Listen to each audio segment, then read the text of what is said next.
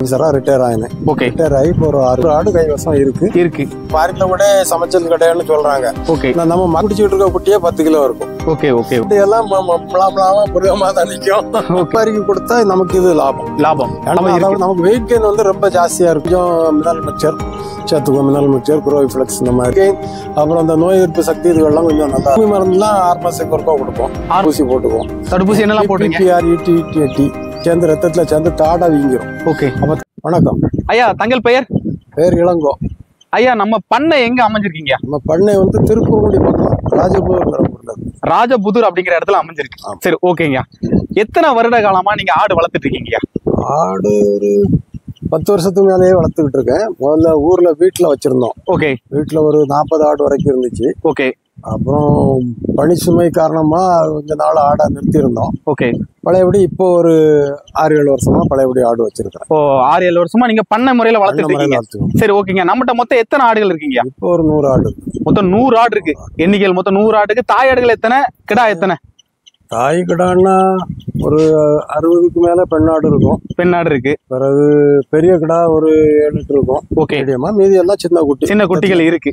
ஓகேங்க. பெண் எல்லாமே சேர்ந்து இருக்கும். மொத்தத்துல ஒரு 100 ஆடு இருக்கு. ஓகே. உங்களை பத்தி ஒரு சில விஷயங்கள் சொல்லுங்க. நீங்க இதுக்கு முன்னாடி என்ன பண்ணுனீங்க? குடும்பத்துல எப்பவுமே விவசாயம் உண்டு. ஓகே. வீட்டுல விவசாயம், ஆடு மாடு எல்லாம் எப்பவுமே உண்டு. ஓகே. நான் BSNL வேலைக்கு சேர்ந்து அப்புறம் படிப்படியா முன்னேறி அக்கௌண்ட்ஸ் ஆஃபீஸரா ரிட்டையர் ஆயினேன். ஓகே. ரிட்டையர் ஆகி இப்போ ஒரு 6 வருஷம் ஆகுது. ரிட்டையர் ஆகிற சமயத்திலே நம்ம பண்ணையெல்லாம் ரெடி பண்ணி வச்சுட்டு ரிட்டையர் ஆனதுலேருந்து அது அப்படி கண்டினியூஸா இப்போ ஒரு 6 வருஷமாவே ஆடு நம்மகிட்ட இருக்கு. வளர்த்துட்டு இருக்கீங்க? முதல்ல ஒரு 10-15 ஆடு வாங்கி விட்டோம். ஓகே. அதுல இருந்து கொஞ்சம் கொஞ்சமா வளர்ந்து நம்ம கொடுக்கவும் செய்வோம், குட்டி போட்டு வளரையும் செய்யும். அப்படியே மாறி இப்போ ஒரு 100 ஆடு கைவசம் இருக்கு. இல்ல நம்ம இந்த ஆடோட தகப்பனார் ஆடை திண்டுக்கல்ல இருந்து வாங்கிட்டு வந்தோம், போயர். ஓகே. இது அதோட பிள்ளை. அது கொஞ்சம் வயசாயிட்டுன்னு அதை கொடுத்தோம். இது கூட இதுக்கு ஒரு பிரதர் விட்டு அதையும் டிஸ்போஸ் பண்ணிட்டோம். ஓகே. இதையுமே கொஞ்சம் வயசாயிடுச்சு. இனி இந்த ஜீன் ப்ராப்ளம் வேற வருமா, ஒரே ஆடு தாய் பிள்ளையமா நிற்கும் போது வரும். அதனால இதையும் கொடுத்துட்டு ஒரு வேற அது நல்ல கருப்பு ஆடோ இல்ல இதே மாதிரி போயர்ல ஒண்ணா வாங்கி விடலாம்னு சொல்லிட்டு ஐடியால இருக்கும். நம்மகிட்ட இருக்குது ஜமுனாபாரி, தலச்சேரி, கன்னியாடு, கொடியாடு எல்லாமே இருக்கு பெட்டையில. ஆனா ஆண்ல இப்ப இருக்கு இந்த போயர் தான் இருக்கு. ஆனா கிராஸ் தான் இருக்கு. கிராஸ். சரிங்க. நீங்க கொடியாடு இல்லட்டா நாட்டாடுகள் இல்ல கருப்பாடுகள் வளர்க்கலாம். எதனால நீங்க வந்து இந்த போயரை சூஸ் பண்ணீங்க? என்ன நினைக்கிறேன்னா, இந்த ஜாதி ஆடுகள்லாம் அவ்வளோ கறி அவ்வளோ டேஸ்ட் இருக்காதுன்னா ஒரு தப்பான எண்ணம். ஆக்சுவலா நம்ம சொந்தக்கார பங்கங்கள்லாம் செப்பா இருக்காங்க. ஓகே. அவங்க ஃபாரின்லயும் செப்பாருன்னு வந்த பையனா அவங்களே சொல்லுவோம் நம்ம ஆட்டு கறி ரொம்ப டேஸ்டா இருக்கு, இந்த மாதிரி டேஸ்டான கறி நாங்க ஃபாரின்ல கூட சமைச்சல் கிடையாதுன்னு சொல்றாங்க. ஓகே. நம்ம மக்களுக்கு ஒரு பொதுவான அபிப்பிராயம் என்னன்னா, இது ஜாதி ஆடு கறி டேஸ்டா இருக்காது, நாட்டு ஆடு அவங்களுக்கு என்னன்னா ஒரு 10-12 கிலோ இடையில இருக்கணும் அப்படின்னு எதிர்பார்க்கறாங்க. நம்ம ஆடு பால் குடிச்சுக்கிட்டு இருக்க குட்டியே 10 கிலோ இருக்கும். Okay okay okay. அப்போ 10 கிலோ இருக்கும்னா அதை வந்து கறக்க முடியாது. ஏன்னா அது ரொம்ப குட்டி இளம் ஆடுங்கனால இறைச்சி வலுவலுன்னு இருக்கும். இறைச்சி கொஞ்சம் விளைஞ்சாதான் ஒரு 6-7 மாசம் மேல போனாதான் அந்த இறைச்சில ஒரு ஹார்ட்னஸ் இருக்கும். அதை சமைச்சு சாப்பிடறதுக்கு டேஸ்டா இருக்கும். மக்களுக்கு என்னன்னா 10 கிலோல ஆடு வேண்டாம், 10 கிலோ நம்மகிட்ட ஆடே வராது. நம்மகிட்ட பால் குடிச்சுக்கிட்டு கூட்டியே 10 கிலோ இருக்கும். 10 கிலோ இருக்கும். நம்மகிட்ட இப்படி எல்லாம் மிருகமா தான் நிற்கும். ஓகேங்க ஓகேங்க. ஏன்னா மத்த அந்த ஆடை விட இது உங்களுக்கு பெட்டரா தெரியுதுன்னா வளர்ச்சி. நமக்கு வந்து இது வந்து எடைக்கு வியாபாரிக்கு கொடுத்தா நமக்கு இது லாபம். ஏன்னா அதை விட இது கூட 1 மடங்கு எடை வந்துடும் 6 மாசத்துல. ஏன்னா அது பால்குடி குட்டி 3 கிலோ தான் இருக்கும். நாட்டாட்டு குட்டி இது பால்குடி கிட்டும் போதே 10 கிலோ இருக்கும். நம்ம பாத்துருக்கோம். அதுல உள்ளுக்குள்ள ரூம் தண்ணிக்கு நம்மகிட்ட உள்ள குட்டியெல்லாம் அப்படி சைஸா இருக்கும். அதனால இது வந்து நமக்கு கொஞ்சம் நம்மளோட மக்களோட மனநிலை மாறி இல்ல நமக்கு தெரிஞ்ச விஷயம் சொந்தக்காரங்க அவங்க வீடுகளில் ஃபங்க்ஷன்களுக்கு நம்ம தெரிஞ்ச ஆட்கள் மூலமா கொடுத்தோம்னா இது வந்து நமக்கு லாபம். நமக்கு வெயிட் கெயின் வந்து ரொம்ப ஜாஸ்தியா இருக்கிறதுனால. மற்றபடி அத மக்களோட மனசு என்னன்னா, இது வந்து கறி அவ்வளவு நல்லா இருக்காது, நாட்டாட்டு கறி தான் நல்லா இருக்கும். அது மாதிரி கருப்பாடுன்னா நமக்கு அந்த கோயில்கள்ல விசேஷங்களுக்கு சொல்லும்போது நம்ம என்ன விலை சொன்னாலும் நல்லா இப்படி நல்ல பார்வையான ஆடா இருந்தா கடாயா இருந்தா நம்ம என்ன விலை சொன்னாலும் வாங்க மக்கள் ரெடியா இருக்காங்க. அதனால வந்து கருப்பாடு இருந்தா கொஞ்சம் ப்ராஃபிட்டபிளா போகும். இல்ல ஒண்ணு மக்களோட மனநிலை மாறணும். மனநிலை உடனே எல்லாம் மாறணும் நம்ம எதிர்பார்க்க முடியாது. அதனால நம்மளதான் மாத்திக்கிடணும். அதான் இல்ல படிச்ச பாடம் நம்மளதான் மாத்திக்கிடணும். நமக்கு எதுல லாபம் இருக்கு அதான் செய்யணும். ஆமா, அது ஏன்னா அதுனா ஈஸியா டிஸ்போஸ் பண்ண முடியும். அப்ப அந்த வகையில பார்க்கும்போது அந்த நாட்டாடு தான் சரியா இருக்கு. ஆனா நமக்கு வந்து வெயிட் கெயின் இவ்வளவு இருக்காது. இவ்வளவு வெயிட் கெயின் வராது. இவ்வளவுக்கு வெயிட் வராது. ஆனா மக்கள் வந்து மனநிலை அப்படிதான் இருக்கு. அது நாட்டாட்டுல உள்ள கறி தான் டேஸ்டா இருக்கும். அதனால அதைத்தான் வாங்கணும். அப்படிங்கிற மனப்பான்மைக்கு வந்துட்டாங்க. மக்கள் வந்துட்டாங்க. ஓகேங்க. அது எது கோழில பிராய்லர் தான் ரெடி ஆயிட்டாங்க. கோழி இப்போ யாருமே ரொம்ப ஒன்றும் விரும்புறது இல்லை. நாட்டுக்கோழி அது கடிக்க கஷ்டமா இருக்கு, எலும்பு கடிபடாது, சத கஷ்டம் ஹார்டா இருக்கு அப்படிம்பாங்க. அதனால பிராய்லர்ல கோழில பிராய்லருக்கு போயிட்டாங்க. ஆனா நம்ம ஆட்டுல இன்னும் இந்த ஜாதி ஆட்டுக்கு அவங்க மனசு வரல. ஓகேங்க. நீங்க மேய்ச்சல் முறையா இல்ல எப்படிங்க கெட்டில தான் வச்சிருப்பீங்களா? இல்ல கொஞ்ச நேரம் மேயும். காலைல ஒரு 10 மணில இருந்து 1 மணி வரைக்கும் மேய்ச்சல் போகும். நம்ம தோட்டத்துக்குள்ளே நிறைய காலி இடம் இருக்கனால மேயும். ஓகே. அப்புறமா 1 மணிக்கு மேல இந்த ரூம்ல கிடக்கும். இந்த தட்டுல இந்த மாதிரி 4 தட்டு வச்சிருக்கோம். ஓகே. அதில் இறைய அறுத்து வச்சிருப்போம். அதை கொண்டு போட்டுட்டோம்னா அதில் சாப்பிட்டுக்கும். இந்த தண்ணி வைக்கிறதுக்கு தட்டு இருக்குது. அதில் தண்ணி காலைல 2 நேரம் வைப்போம். தவிடு, புண்ணாக்கு, மற்ற உளுந்தந்தூசி இந்த மாதிரி இதுகளை வச்சுக்கிடுவோம். கொஞ்சம் மினரல் மிக்சர் சேர்த்துக்குவோம். மினரல் மிக்சர், குரோவிஃப்ளெக்ஸ் இந்த மாதிரி டானிக் ஐட்டங்களும் கொஞ்சம் சேர்த்துக்கிடுவோம். ஏன்னா எல்லா சத்தும் நம்ம இதுல வந்து கிடைக்கும்னு சொல்ல முடியாது. முழு நேரம் மேய்ச்சல்ல இருந்துனாக்கி அதுகளுக்கு கூடிய மட்டும் தேவையான எல்லா சத்தும் கிடைக்கும். நம்ம முழு நேரம் மேய்ச்சல் இல்லை, அதுவும் ரொம்ப கோடையான சமயத்துல மேய்ச்சல் அங்கே புல் ஒன்றும் இருக்காது. இப்போ நம்ம இங்கே தோட்டத்தில் புல் வச்சிருக்கிறோம். கோ 4, கோ 5 சூப்பர் நேப்பியர்லாம் அதை கொஞ்சம் அறுத்து போட்டுக்குவோம். அதனால நம்ம கொஞ்சம் மினரல் மிக்சர் இந்த மாதிரி டானிக் ஐட்டம் கொடுத்தோம்னா நம்மளோட அந்த வெயிட் கெயின், அப்புறம் அந்த நோய் எதிர்ப்பு சக்தி இதுகள்லாம் கொஞ்சம் நல்லா இருக்கும். நமக்கு லாஸ் வராது. நோயினால ரொம்ப லாஸ் வராது. அதை வந்து எப்படியா கொடுப்பீங்க? நேரடியா கொடுப்பீங்களா இல்ல இறை மூலமா சேர்த்து? நம்ம தீவனம் தண்ணிக்கு கொடுப்போம்ல, தவிடு புண்ணாக்கெல்லாம் கொடுப்போம். அது கூட சேர்த்து மிக்ஸ் பண்ணி கொடுப்போம். அளவு எப்படிங்க? எல்லா குட்டிக்கும் கிடைக்காதுல்ல அப்படி? அது அதில் மிக்ஸ் பண்ணதுனால அது தேவைக்கு குடிக்கிறதுனால அது கிட்டத்தட்ட வந்துடும். ஒன்றும் பிரச்சனை இல்லை. ரொம்ப சஃபிஷியண்டா இருக்கும்னு சொல்ல முடியாது. ஆனா 0வா இருக்கே இது கொஞ்சம் பரவாயில்லாம இருக்கும். Okay okay. இந்த கிருமி மருந்து இந்த மாதிரி எல்லாம் குடிக்கீங்களா? ஆமா, கிருமி மருந்துலாம் 6 மாசத்துக்கு ஒருக்கா கொடுப்போம். 6 மாசத்துக்கு ஒருக்கா. கரெக்டா என்ன மருந்து கொடுத்துட்டு? அது நம்ம கவர்மெண்ட் ஹாஸ்பிட்டல்லே கொடுப்பாங்க. அது ஃபென்பண்டசோல் இல்ல ஆல்பண்டசோல் ஏதாவது ஒண்ணா கொடுப்போம். அது கொடுத்துக்குவோம். அப்புறம் வருஷத்துக்கு 2 நேரம் தடுப்பூசி போட்டுக்குவோம். தடுப்பூசி என்னெல்லாம் போட்டுருக்கீங்க? PPR, ET, இந்த 2 போட்டுக்குவோம். மற்றபடி இங்க நம்ம பக்கத்துல வந்து மற்ற அந்த ஃபுட் அண்ட் மவுத்லாம் ரொம்ப கம்மி. அதனால அது வந்தா போட்டுடலாம்னு டாக்டர்ஸே சஜஸ்ட் பண்ணிடுவாங்க. ஓகே. அதனால அது வந்து நம்ம ரொம்ப கொடுக்கல. இது மட்டும் ET, PPR மட்டும் ரெகுலரா கொடுத்து கிருமி மருந்தும் கொடுத்துருவோம். கிருமி மருந்து கொடுத்துருங்க. கிருமி மருந்து கொடுக்க காரணம் என்னங்க? கிருமி மருந்து கண்டிப்பா அதுல நம்ம அந்த தவிடு புண்ணாக்கு இந்த மாதிரி எல்லாம் வைக்கிறதுனால கொஞ்சம் கிருமி கண்டிப்பா ஃபார்ம் ஆகும் அப்படின்னு சொல்றாங்க. இப்போ மற்ற சில இடங்கள்ல இந்த கிடையாடுலாம் காட்டிலே பூரா மேய்ஞ்சிட்டு இருக்காங்க. அதுகளுக்கு தண்ணியே குடிக்க ஒழுங்கா கிடைக்காது. அந்த மாதிரி இதுகளில் இந்த கிருமி மருந்துலாம் கொடுத்த மாதிரி அவ்வளோ தோணலை. ஆனால் இப்போ அவங்களுமே அந்த பட்டியாடு வச்சிருக்க ஆட்களுமே ஆஸ்பத்திரிக்கு வராங்க, மருந்துலாம் வாங்குறதுக்கு அவங்களே வரத்தான் செய்யாங்க. காலம் மாற எல்லாம் கொஞ்சம் சேஞ்ச் இருக்கும்னு நினைக்கிறேன். மற்றபடி நமக்கு இது நம்ம பண்ண முறையில் வளர்க்கறதுனால இதை கொடுக்கலன்னா கிருமிகள் அதிகப்பட்டுன்னா அந்த குட்டிலாம் வயிறு இட்லி தட்டிட்டுன்னு சொல்லுவாங்க. ஓகே. இந்த மாதிரி இப்படி இந்த வயிறு ரொம்ப பெருசா பானை மாதிரி, வயிறு மட்டும் தெரிய பானை மாதிரியே இருக்கும் சின்ன குட்டிகளுக்கு. அதை பார்த்த உடனே டாக்டர் சொல்லிடுவாங்க இது கிருமி தான். அது மாதிரி சில நேரம் தாடையில வந்து வீங்கிரும். அந்த கிருமியோட எச்சங்கள்லாம் சேர்ந்து ரத்தத்துல சேர்ந்து தாடை வீங்கிரும். ஓகே. அப்ப தாடை வீங்கினாலும் உடனே கிருமிக்கு தான் மருந்து கொடுக்க சொல்லுவாங்க. அதனால நம்ம இது பண்ணிருக்கோம். நம்ம இந்த ஆடு வளர்ப்புக்கு நம்ம ராஜபாளையம் கால்நடை ஆராய்ச்சி நிலையத்துல ஒரு ட்ரைனிங் கொடுத்தாங்க, அதை அட்டென்ட் பண்ணியிருக்கேன். ஓகே. அப்புறம் நம்மகிட்ட கொஞ்சம் முயல் உண்டு. அந்த முயல் அங்க அந்த பிள்ளையார்பட்டி கால்நடை ஆராய்ச்சி நிலையத்துல ஒரு ட்ரைனிங் கொடுத்தாங்க, அதை அட்டென்ட் பண்ணியிருக்கேன். இந்த மாதிரி ட்ரைனிங்கள் எதுவும் வந்தாலும் அட்டென்ட் பண்ணி டாக்டர்ஸோட கொஞ்சம் அப்போ கன்சல்டோட தான் நீங்க பண்ணிவிடுவோம். தடுப்பூசி போட காரணம் என்னங்க? தடுப்பூசி இல்லைன்னா ஏன்னா திடீர்னு அந்த நோய் வந்துட்டுனுங்க மொத்தமாட்டு இருக்காடு அவ்வளோ காலி ஆகி போகும். ஓகே. ஏன்னா வந்த பிறகு அது தொத்தி போற நோய்ங்கனால நம்ம வந்து அதுக்கப்புறம் அதை நம்ம கண்ட்ரோல் பண்ண ரொம்ப கஷ்டம். அதனால நம்ம தடுப்பூசி போட்டு அதை வராமலே பார்த்துக்கோம். கூடிய மட்டும் வராமலே பார்த்து 6 மாசத்துக்கு கரெக்டாக தடுப்பூசி போட்டுருங்க. ஓகேங்க. ஆனா ஃபுட் அண்ட் மவுத் வந்து நம்ம இடத்துல அவ்வளவு ரொம்ப ப்ராப்ளம் இல்லை. அதனால மற்ற இடத்துல போடுறாங்க, நம்ம இடத்துல அது வந்து அவ்வளவு பிரச்சனையே இல்லை.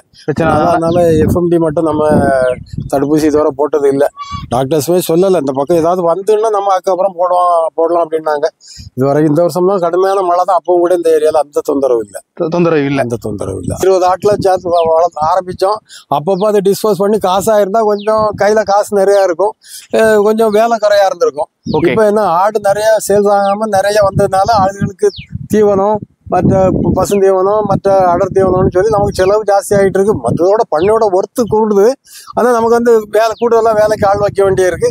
அந்த மாதிரி செலவுகள் கொஞ்சம் கூட்டிகிட்டு இருக்கு. மற்றபடி எனக்குனாலும் அது ஒர்த்து தான். என்னைக்குனா நமக்கு வந்து நம்ம அதை டிஸ்போஸ் பண்ணணும். என்ன கொஞ்சம் குறைச்சு கேட்பாங்க, மொத்தமா வியாபாரிகள்ட்ட கொடுத்தா கொஞ்சம் டிஸ்போஸ் பண்ணும்போது குறைச்சு கேட்பாங்க. சரிங்க. நம்ம வளர்க்குறவங்களுக்கோ இல்ல டைரக்டா தன்னோட சொந்த உபயோகத்துக்கு வீடுகள் ஃபங்க்ஷன்களுக்கோ ஆடுவாங்கன்னா நமக்கு கூட கொஞ்சம் விலை கிடைக்கும், நம்ம சொன்ன விலை கிடைக்கும். வியாபாரி வந்து அவரோட மார்ஜினை பார்க்கும்போது நமக்கு கொஞ்சம் ரேட் குறையும். மற்றபடி இதுல தொந்தரோட 1-2 குட்டிகள் சாகத்தான் செய்யும், நம்ம இல்லைன்னு சொல்லல. எப்பவுமே அது மாதிரி இந்த கொஞ்சம் ரெய்னி சீசன் இருந்தால் கூட கொஞ்சம் டெத் ரேட்டு ஜாஸ்தி தான் இருக்கும். ஆனா நம்ம இந்த தரையில விட்டுருக்கனால மழை நேரம் கொஞ்சம் பராமரிக்கிறது கஷ்டம். இப்போ இது பறன் மாதிரி இருந்துன்னாக்கி அந்த மாட்டு மூத்திரமோ எச்சமோ சாணியோ மேலே படாது, கீழே விழுந்துரும். இது நம்ம இந்த மழை நேரத்துல இடம் நமக்கு இந்த கூரை இடம் குறவுங்கிறதுனால கொஞ்சம் நெருக்கமா நிற்கும். ஏன்னா நம்ம இவ்வளோ ஆடை ஒரே நேரத்தில் மொத்தமா வளர்க்கணும்னு நினைச்சு ஆரம்பிக்கல. ஒரு 10-20 ஆடு வச்சுட்டு குட்டி வர நம்ம டிஸ்போஸ் பண்ணிட்டே இருக்கணும்னு நினைச்சோம். நம்ம எதிர்பார்த்த அளவுக்கு மார்க்கெட்டிங் இல்ல. மார்க்கெட்டிங்ல நீங்க இருக்க இடம் தெரியல. ஆமாமா, அது ஒண்ணு இருக்கலாம்.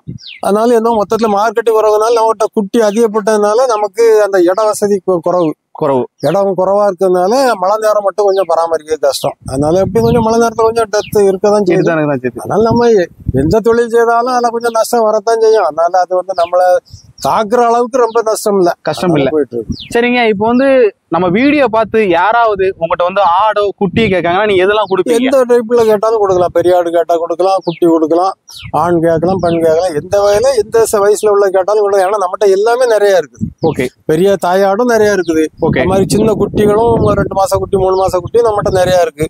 அதுலயும் ஆணும் இருக்கு பெண்ணு இருக்கு. அதனால எந்த டைப் கேட்டாலும் நம்ம கொடுக்கலாம். ஆனா கொடுக்கறது வந்து நம்ம லைவ் வெயிட்டுக்கு தான் கொடுப்போம். வளர்க்குற குட்டிக்கு வேற, சின்ன குட்டிக்கு 2 மாசம் வேற உள்ள குட்டிக்கு வேற ரேட்டு, பெரிய ஆட்டுக்கு வேற ரேட்டு. எப்படி அந்த வெயிட் எப்படி சொல்றீங்க? விலை சொல்லுங்க. விலை வந்து ஒரு பால் குடிச்சுக்கிட்டு குட்டி நம்ம 2 மாசம் 3 மாசம் உள்ள குட்டின்னா கிலோ 900 ரூபாய் 1000 ரூபாய் அந்த மாதிரி கொடுப்போம் கிலோவுக்கு. நம்ம குட்டியும் அதே மாதிரி 10 கிலோட்ட இருக்கும். பால் குடிச்சுட்டு இருக்க குட்டியே 10 கிலோ இருக்கும். அப்போ 8000-9000 ஆச்சுது. அது மாதிரி கறிக்கு கொடுக்கறதா இருந்தா கிடாயா இருந்தாக்கி 25 கிலோ வரைக்கும் இருந்தா 400 ரூபாய், 25ல இருந்து 40 கிலோ வரைக்கும் இருந்தா 450, 40 கிலோக்கு மேல உள்ளது 500 ரூபாய் கிலோ. இது சில பெட்டாடுகளும் சேர்த்து நாங்க அறுத்துக்கிட்டோம்னு சொல்லி கேட்டா இதோட கிலோ 50 ரூபாய். இப்ப 400க்குள்ளது 350, அந்த ரேஞ்சுக்கு ஒரு 50 ரூபாய் குறைச்சி கொடுத்து உயிரடையா கொடுத்துவோம். இப்ப வளர்க்கறதுக்கு நல்ல பெட்டாடுகள் கேட்டா 600 ரூபாய் வச்சு கொடுப்போம். 600 ரூபாய் வச்சு கொடுப்பீங்க. நல்ல ஆமா, நல்ல இப்போ இப்படி ஆடுலாம் இப்படி சென்னை ஆடுகள்லாம் கேட்டாலே கொடுக்கதான் செய்வோம். இது வந்து நம்ம 600 ரூபாய் வச்சு கொடுப்போம். 600 ரூபாய் வச்சு கொடுப்பீங்க. இது உயிரடை எவ்வளவு இருக்கும்? இதெல்லாம் இப்ப எப்படி ஒரு 35 கிலோ 35 கிலோ இருக்கும். ஆடு ஜம்முன்னு இருக்குண்ணே. இதெல்லாம் கொடுக்குறது எது கேட்டாலும் கொடுக்கலாம். ஏன்னா நம்மகிட்ட வந்து எல்லா வெரைட்டிலயும் நம்மகிட்ட ஆடு இருக்கு. எதுனாலும் கொடுக்கலாம். எல்லாத்துலயும் நிறைய இருக்கு. 100 ஆடு இருக்குல்ல. அவங்க எந்த ஆட்டை கேட்டாலும் இப்போ ஏற்கனவே பக்கத்தூர்காரங்களும் மாவடிக்காரங்களுக்கு தான் கொடுத்துருக்கோம். சென்னை ஆட்டை தான் கொடுப்பாங்க. ஏன்னா போன உடனே 3000 போய் 10 நாள் 3000. உங்கள்ட்ட எத்தனை குட்டிங்க அதிகபட்சம் போட்டிருக்கு ஒரு ஆடு? மட்டும் அதிகபட்சம் 4 வரைக்கும் போட்டிருக்கு. 4 குட்டி ஆடுலாம் இருக்கு. 4 குட்டி ஆடுலாம் இருக்கு. இப்போ முந்தா நாள் 3 குட்டி போட்டு 3 குட்டி ஆடு இருக்கு. அதை கொடுக்க தான் வச்சிருக்கேன். 3 குட்டி ஆடு கொடுக்க தான் போறீங்க? இல்ல, அது இப்ப சின்ன குட்டியோட எல்லாம் இருக்கு. அதை கொடுக்க மாட்டேங்க. அதை கொடுக்க மாட்டேன். அது இப்ப அதுல உள்ள பிள்ளைகளும் வளர்ந்த முறை கேட்டா கொடுக்கலாம். சரிங்க. இந்த குட்டி இப்போ சின்ன குட்டிகள் அதை பராமரிக்க ரொம்ப கஷ்டம் சொல்றாங்க. ஏன்னா சின்ன குட்டிகள் மண் சாப்பிட்டுருது, ஏதாவது இறந்து போதுனா உங்களுக்கு எப்படி? எல்லாம் ஒன்றும் ரொம்ப பிரச்சனை இல்லை. நம்ம பகல கொஞ்சம் தாய் கூட காலைல ஒரு 7 மணில இருந்து ஒரு 9 மணி நேரம் தாய் கூட வெளியே நிற்கும். அப்புறம் நம்ம குட்டியை ரூம்ல அடைச்சி போட்டுட்டு தான் தாயை மேய்ச்சல் கொடுவோம். பிறகு குட்டி பராமரிப்பு என்ன, பிறந்த உடனே ஒரு 3 நாளைக்கு ஒரு 5-5 மில்லி வச்சு கிரை வாட்டர் கொடுப்போம். கிரை வாட்டர் கொடுப்பீங்க. அது வந்து அந்த வயிற்றுல அதுகளுக்கு அந்த பால் குடிச்சு அந்த சரியா செமிக்காம இருந்திருக்கூடாது அப்படிங்கிறது அது டாக்டர் சொன்னதுதான். டாக்டர் அட்வைஸ் பண்ணாதான். அதனால எல்லாருக்குமே கிரை வாட்டர் ஒரு 5-5 மில்லி வச்சு ஒரு 3 நாள் கொடுப்போம் எல்லா ஆட்டுக்கும். மற்றபடி வேற குட்டி பராமரிப்புன்னு ஒண்ணும் இல்லை. பிறகு என்ன ஒரு 3 மாசம் ஆன உடனே பூச்சி மருந்து கிருமி 3 மாசத்துக்கு அப்புறம் தான் கொடுப்பீங்க. 3 மாசத்துக்கு அப்புறம் கிருமி மருந்து கொடுப்போம். அப்பப்போ கொஞ்சம் மற்ற இந்த தொந்தரவு வரும், தெள்ளு பேனு. அதுக்கெல்லாம் என்ன பண்ணீங்க? அதுக்கு வந்து நம்ம அது இன்னும் இயற்கை முறைக்கு மாறல. இயற்கை முறைக்கு முயற்சி பண்ணிட்டு இருக்கேன். நான் இப்போதைக்கு பியூடாக்ஸ் இல்லைன்னா சைபர்மெத்ரின், அதுவும் டாக்டர் அட்வைஸ் பண்ணாதான் அதான் கொடுப்போம். அந்த இது மட்டும் ஆட்டுல மட்டும் இன்னும் நம்ம முழு இயற்கைக்கு போகல, அந்த கிருமியில மட்டும். அது ஏன்னா அந்த கத்தாழையெல்லாம் போட்டா சொன்னாங்க, போட்டு பார்த்தா அது நமக்கு அவ்வளவு இல்லை. அது 1-2 வச்சிருக்கவங்களுக்கு சரியா இருக்குமா இருக்கும். நம்ம நிறைய வச்சிருக்கனால அவ்வளோ இருக்கு, அதை எடுத்து கொண்டு வர்றது சரியா வரல. வேற என்னென்ன நோய்கள்லாம் வருது? காய்ச்சல் வரும். இப்பெல்லாம் நம்மளே வைத்தியம் பண்ணிக்குவோம். நம்ம டாக்டர்ஸ் போன் பண்ணி கேட்டுக்கிட்டு அவங்களுக்கே நிறைய பேருக்கு வரதுக்கு நேரம் இல்லை. அவங்களே சொல்லிடுவாங்க இதை வாங்கி கொடுங்கன்னு. அதனால நம்ம ஆடுகளுக்கு வைத்தியம்லாம் இப்ப நம்மளே பண்ணிவிடுவோம். கழிச்சலுக்கு என்ன கொடுக்கீங்க? கழிச்சலுக்கு சல்பா போலஸ், இப்போ இல்லைன்னா மெட்ரோஜில், மெட்ரோஜில் ஹியூமன் கொடுக்குறதா. அப்புறம் மெட்ரோனிடசோல்னு ஒன்று இருக்கு. அப்புறம் நிறைய மருந்து வச்சிருக்கோம். அது மாதிரி காய்ச்சல் வந்தா பேராசிட்டமால் மாத்திரை கொடுத்து விடுவோம், இன்ஜெக்ஷன் போட்டுக்குவோம். அப்புறம் சிபிஎம்னு ஒரு மெடிசன் இருக்கு. ஷார்ட் ஃபார்ம், அது நீளமா பேர் கிடக்கும். அது ஷார்ட்டா வெட்டரினரி சிபிஎம்னு சொல்லுவோம். அந்த மாதிரி இதெல்லாம் கொடுத்துக்குவோம். அப்புறம் டக்ஸா கொடுத்துக்குவோம். காய்ச்சல் ரொம்ப ஜாஸ்தியா இருந்தா டக்ஸா போட்டுக்குவோம். அப்படி இன்ஜெக்ஷன் எல்லாம் டாக்டர் மட்டும் கன்சல்ட் பண்ணி எழுதி வச்சிருக்க மருந்துகள்லாம் நம்மகிட்ட ஸ்டாக் அதே மாதிரி எல்லாம் இருக்கும். தேவைப்பட்டா வாங்கிடவும் செய்வோம். அதனால ஏன்னா பக்கத்துல மெடிக்கல் ஏடு தான் கொஞ்சம் ப்ராப்ளமா இருக்கு. ஏன்னா எந்த இடத்துல சென்டர்லயுமே டாக்டர்ஸ் யாரும் ஹெட் குவார்டர்ஸ்ல தங்கி இல்ல. எல்லாருமே திருநெல்வேலி, நாகர்கோவில். அதனால அந்த அவுட் ஆஃப் ஹவர்ஸ்ல வந்து நம்ம பார்க்க முடியாது. நம்ம இருக்க இடமும் ரொம்ப நம்ம இருக்க இடமும் தூரம். அப்ப நம்ம இங்க இருந்து அங்க கொண்டு போனா டிரான்ஸ்போர்ட் சார்ஜஸ் ரொம்ப ஆகுது. அதனால நம்ம ஃபர்ஸ்ட் எய்ட் நீங்களே பண்ணிட்டு இருக்கீங்க. ஃபர்ஸ்ட் எய்ட் நம்மளே பண்ணி விடுவோம். ரொம்ப சிரமமா இருந்தா மட்டும் வேற யாரையும் கூப்பிடுவோம். இந்த வேக்சினேஷன்லாம் டாக்டரை கூப்பிட்டு தான் போடும். அது நம்ம போடுறது இல்லை. ஏன்னா அது வந்து அந்த தோலுக்கு அடியில போடணும், சதையில போடுறது இல்ல. அது தோலுக்கு அடியில போட நம்ம கரெக்டா போட முடியல. அது வந்து அவங்கள பண்ணி அவங்கள கூட்டு போட்டுக்கிட்டீங்க. சரிங்க. வேற இல்ல ஆட்ல என்னென்ன சிரமங்கள்லாம் இருக்கியா? சிரமம்னு சொல்லி ரொம்ப ஒண்ணும் இல்ல. மார்க்கெட்டிங் தான் சிரமம். மார்க்கெட்டிங் தான் என்ன பொறுத்த வரைக்கும் ஆட்ல சிரமம் மார்க்கெட்டிங் தான். இப்ப நல்ல மார்க்கெட் போயிட்டே இருந்ததுன்னா எனக்கு ஒரு பிரச்சனை இல்ல, ரொம்ப நிம்மதியா இருக்கும். இனிமே நம்ம இந்த வீடியோலாம் நிறைய பேர் உங்கள்கிட்ட வாங்க அதிகமான வாய்ப்புகள் கொடுக்கலாம். ஒன்னும் இறைச்சியும் கொடுக்கலாம், வளர்க்குறதுக்காகவும் கொடுக்கலாம். யாரு கேட்டாலும் நம்ம கொடுக்கலாம். நல்ல சூப்பரா இயற்கையான முறையில மேய்ஞ்சி இயற்கையான முறையில சாப்பிட்டு இருக்கக்கூடிய ஆடுகள் நல்லா இருக்கும். அப்படிதானங்கய்யா? சரி, ஓகேங்க. சரிங்க. இப்போ உங்களே மாதிரி ஒருத்தவங்க புதுசா ஆடு வளர்க்க போறாங்களா, அவங்களுக்கு நீங்க என்ன சொல்லுவீங்க? என்ன சொல்லுவோம், முதல்ல கண்டிப்பா தீவனம் தயார் பண்ணணும். தீவனம் வளர்க்கறதுக்கு ரெடி பண்ணி கிட்டணும். சூப்பர் நேப்பேர், சூப்பர் நேப்பேர், இதுகள் புல்லு, அது மாதிரி குதிரை மசால், வேலி மசாலு, அப்புறம் நம்ம இந்த சுபா புல்லு, இந்த மாதிரி அது வந்து இந்த பயிறு வகைத்தான் வரும். அந்த பயிறு வகை தீவனம் கண்டிப்பா ஆட்டுக்கு நல்ல வெயிட் கெயினுக்கு நல்லா இருக்கும். நம்மகிட்ட எல்லாம் இருக்கதான் செய்யும். ஊர்ல நான் ஒரு 10-300 மரம் வச்சிருக்கேன், சுபாபுல் மரம். அங்க இருந்து குலை வெட்டி கொண்டு வந்துடும். இங்கே முதல்ல குதிரை மசாலாம் வச்சிருந்தோம், வேலி மசாலாம். இப்ப இந்த தண்ணி 2 வருஷமா தண்ணி தட்டுப்பாடுனால இப்ப அதுகள்லாம் இல்லை. திருப்பி பயிர் வைக்கணும். அதெல்லாம் வேலி மசாலாம். புல்லு உண்டு நம்மகிட்ட. புல்லுமே நிறைய பட்டு போச்சு. இப்போ புல்லு திருப்பி வச்சுதான் எடுக்கணும். இப்போ காட்டுல உள்ள புல்லுதான் மேயுது. மற்றபடி ஏன்னா மாடா இருந்தா நம்ம வைக்கல போட்டு கூட ஒரு வாரமா 10 நாளா சமாளிக்கலாம். ஆடை பொறுத்த வரைக்கும் அதுக்கு தினம் பசுந்தீவனம் வேணும்.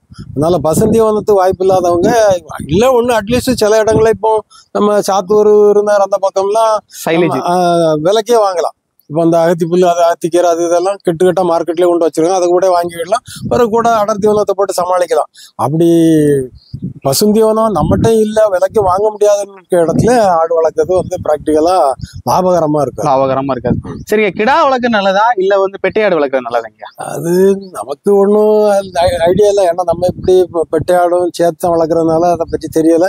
ஆனால் நிறைய பேர் தனியா கிடா குட்டியை மட்டுமே வாங்கி 6 மாசம் வளர்த்து வைக்கிறதுல நல்ல லாபம் இருக்குன்னு சொல்றாங்க. இருக்கலாமா இருக்கும்.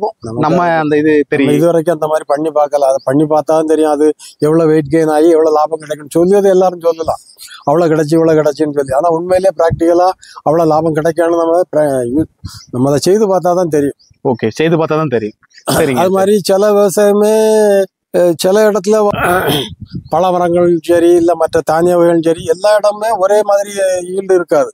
அதனால லாபமும் வித்தியாசப்படத்தான் செய்யும். ஒரு இடத்துல கிடைப்ப காய்கறிகள் இருக்கு, பந்தல் காய்கறி, அது சில இடத்துல நல்ல லாபம் இருக்கு. அதே லாபத்தை நம்ம எதிர்பார்க்க முடியாது எல்லா இடத்துலயும். அதனால அந்த இடம் பொறுத்து தான் நம்ம வந்து லாபம் பார்க்க முடியும். பொறுத்து நம்ம அந்த மார்க்கெட் பொறுத்து தான். மார்க்கெட் ரொம்ப தூரமா இருந்தா நமக்கு டிரான்ஸ்போர்ட் காஸ்டே ஒரு தொகை போயிடும். நமக்கு பக்கத்துலயே நல்ல விலைக்கு மார்க்கெட் இருந்ததுன்னா நமக்கு கூட கொஞ்சம் லாபம் கிடைக்கும். இப்போ வந்து உங்ககிட்ட ஆடுகள் வந்து பாத்தீங்கன்னா வளர்க்கக்கூடியவங்க வாங்கினாங்க அப்படின்னா ரொம்பவே யூஸ்ஃபுல்லா இருக்கும். உங்களுக்கும் லாபமா இருக்கும், அவங்களுக்கு லாபமா இருக்கும். ஏன்னா வந்து ஒரு வியாபாரத்தை வாங்குறதை காட்டிலும் உங்ககிட்ட வாங்குறது ரொம்ப யூஸ்ஃபுல்லா இருக்கும் சொல்றேன். ஆமா, சந்தையில வாங்கினா எப்படி அவங்க நோய்பட்டதை அது இது அவங்ககிட்ட உள்ளதை இது நல்லா இல்லைங்கிறத கழிக்கதா அப்படி எல்லாம் கொடுப்பாங்க. நம்மகிட்ட வந்து அவங்களே செலக்ட் பண்ணி எடுத்துக்கலாம். அவங்க செலக்ட் பண்ணி எடுத்துக்கலாம். நம்ம ரேட்டு தான் வளர்க்குறதுக்குன்னா இந்த ரேட்டு, கறிக்குன்னா இந்த ரேட்டு, குட்டின்னா இந்த ரேட்டுனா அப்படி ரேட்டு வச்சிருக்கணும். தவிர எதை கேட்டாலும் அவங்களே ஓன் செலக்ஷன் தான். வளர்க்க கேட்டா ஓன் செலக்ஷன் தான். ஓகேங்க. சரிங்கய்யா, நீங்க கொடுத்த நேரம்காக ரொம்ப ரொம்ப நன்றி.